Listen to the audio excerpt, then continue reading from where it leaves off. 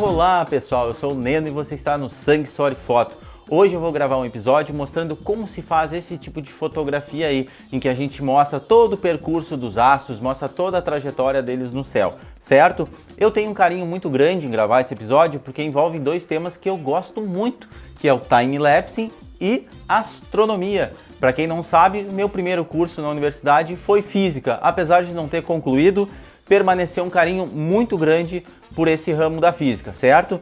E para conversar sobre isso, então, tá? Nós vamos, em primeiro lugar, gravar esse vídeo explicando o que é, tá? Essa técnica, mostrando as técnicas e depois explicando direitinho sobre cada uma delas, tá bom? Para conversar sobre isso, eu chamei o Aberlan. Tudo bom, Aberlan? Mas para falar dele, eu vou deixar que ele fale e ele se apresente ele mesmo. Então fala aí, cara. Quem é tu, do que tu te alimenta, de onde é que tu veio? Fala aí, Neno, tudo bom com você? Eu sou o Aberlan Barros, eu sou daqui de Guarulhos, São Paulo. Sou criador do canal Astro Space, que é um canal aqui no YouTube voltado ao ensino de astrofotografia, a tutoriais, técnicas e um pouquinho de reflexão aí também, que às vezes eu tô um pouco inspirado. Bom, Aberlan, então nos fala, qual é o nome desse tipo de fotografia, certo? E quais as técnicas para se fazer esse tipo de registro? Claro.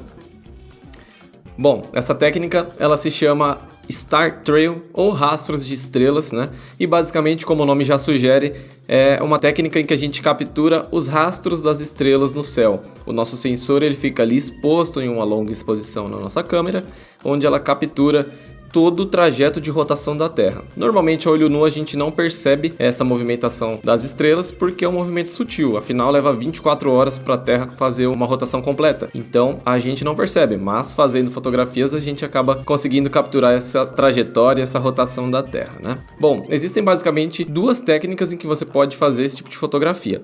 A primeira é uma longa exposição contínua única. O que significa esse nome assustador todo?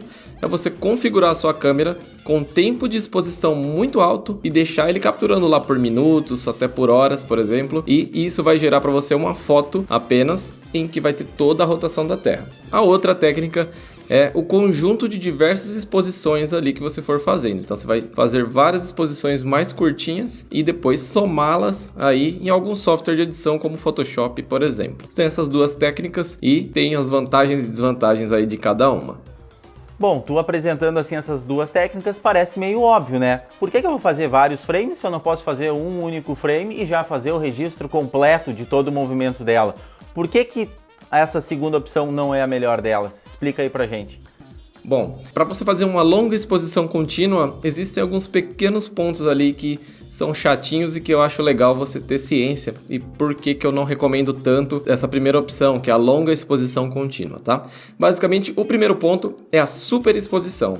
A superexposição, ela acontece quando você fotografa e entra mais luz do que deveria e você corre muito esse risco fazendo essa primeira técnica de longa exposição contínua, porque pense o seguinte, imagina que você coloca a sua câmera para fotografar por 2 horas ou algo do tipo e tem um pequeno ponto de luz. Aquele pequeno ponto de luz chegando no seu sensor, quanto mais tempo de exposição, maior ele vai ficando. Então aquele pequeno ponto vai virando uma bolinha de tênis, uma bola de basquete. Daqui a pouco esse pequeno ponto de luz tomou totalmente conta da sua fotografia. Ela está totalmente branca ou muito afetada.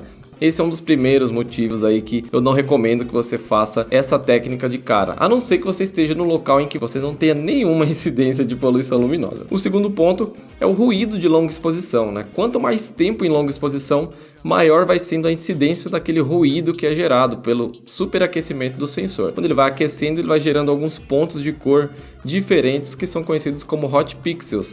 Então, quanto mais tempo você tiver em exposição, maior vai ser a percepção sua com relação a esses hot pixels. E um terceiro ponto aí que eu trago também sobre essa técnica ainda que eu acho que não é tão legal, é o risco que você tem de perder muito tempo, né? Imagina que você chuta o seu tripé ou bate um vento e o seu tripé balança e você acaba perdendo aquela foto ali que estava 30 minutos, sei lá, ou alguma luz de celular entra em algum momento, passa um carro, sei lá, qualquer uma dessas coisas vai acabar destruindo a sua foto. A segunda técnica, que é a de várias longas exposições, ela é mais interessante porque você tem maior controle, né? Você não coloca todos os ovos na mesma cesta. Você tem diversas astrofotografias, onde você vai processá-las posteriormente num software, e você tem um outro ponto muito legal aí, que você consegue fazer esse tipo de fotografia em locais que existe aí uma poluição luminosa, existe uma luz, existe, por exemplo, uma torre de antena ali com alguma iluminação. Você consegue controlar a exposição do jeito que você quer e depois levar essas fotos todas para um software de pós-processamento. Isso é bem legal porque te dá maior flexibilidade de edição e também te dá uma possibilidade de criatividade muito maior. Além desse fato, você também tem um maior aproveitamento dos frames, porque além de ter todas essas fotos para utilizar o seu Star Trail, para fazer o seu Star Trail, você pode utilizar essas mesmas fotos para fazer um time-lapse noturno com o céu girando lá, as estrelas girando no céu. Então é bem legal você, com uma técnica, fazendo essa captura,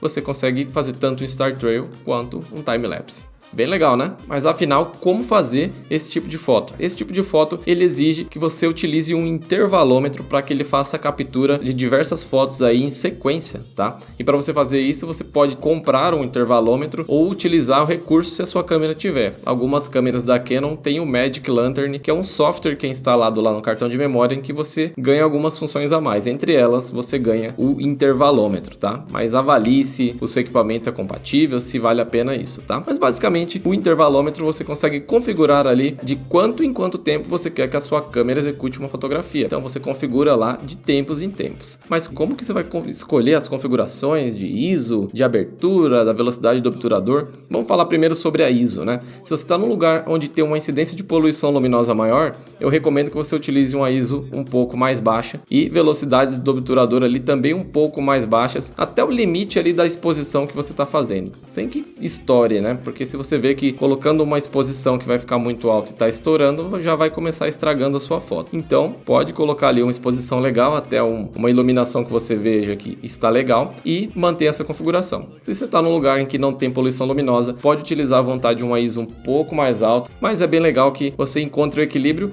para também não ter uma incidência de ruído muito grande. O tempo de exposição, ele vai ser definido de acordo com a localização aí em que você se encontra. Lembre-se desse detalhe. Já com relação à abertura, ela depende muito do primeiro plano, o que você tiver em primeiro plano. Isso significa que se você tem um objeto aqui no primeiro plano, uma torre, uma casa, por exemplo, e você quer manter ali o enquadramento legal desse objeto, da casa, do seu assunto e do seu céu, você precisa de uma abertura um pouco mais fechada para ganhar profundidade de campo. Ganhando profundidade de campo, você ganha mais objetos em foco aí, certo? Agora, se você está fotografando somente o céu e algum objeto é bem distante, pode utilizar aberturas maiores para a entrada de luz ser maior também e você ter um melhor aproveitamento aí das estrelas e dos corpos celestes que você estiver fotografando nesse momento. Bom, você pode estar se perguntando, né? E como calcular esse tempo todo aí, né? Como eu sei quanto tempo vai levar para fazer todas as minhas fotos, né?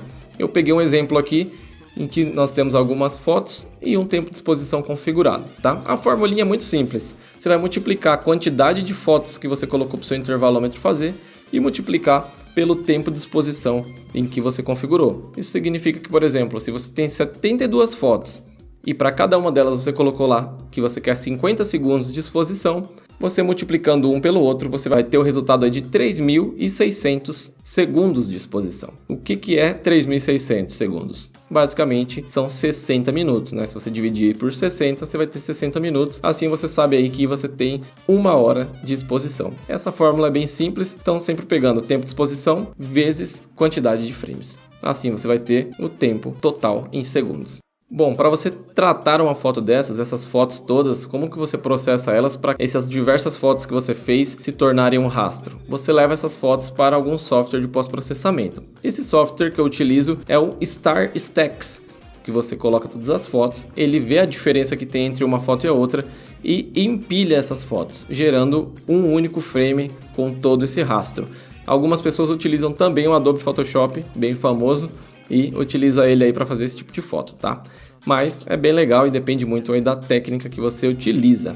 E uma última dica bem legal é que se você quer aproveitar e saber quando são as noites mais longas, onde você pode capturar mais tempo noturno de madrugada com estrelinhas visíveis, eu recomendo que você fotografe próximo do dia 20 e 21 de junho, tá? Porque esse dia 20 e 21 de junho é quando acontece aqui no Hemisfério Sul o solstício de inverno, que é a época em que é marcado o inverno e você tem as noites mais longas. Então você tem ali próximo de 12 horas, onde você tem ali quase uma meia-lua, né? 12 horas você teria meia-lua inteira de exposição. Você viria um risco dessa maneira, tá bom? Então, basicamente é isso. Eu gostaria de te agradecer aí, Neno, pela oportunidade e agradecer a você que assistiu o vídeo até aqui. Convido você a conhecer o canal Astrospace, tem bastante conteúdo aqui de astrofotografia.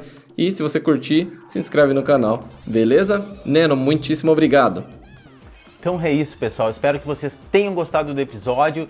E se vocês quiserem, como se faz o pós-processamento, como se faz o empilhamento, tá? Como nós editamos essas fotografias depois, comentem lá na descrição do vídeo que de repente eu consiga convencer o Aberlan a nos ajudar nessa daí, certo? Então é isso. Se não tiver interesse, quiser só comentar qual planeta você gostaria de conhecer, também não deixa de compartilhar lá com nós, beleza? Dito tudo isso, meu muito obrigado. Não assinaram o canal ainda, não deixem de assinar e também não deixem de entrar lá no canal do Aberlan, certo? E dar uma verificada lá nos vídeos, porque eu acho que se tu gosta de astrofotografia, tem muito material bacana que vai te ajudar, que vai ser do teu interesse. Então não deixem de visitar o canal dele, tô deixando lá na descrição o link também, certo?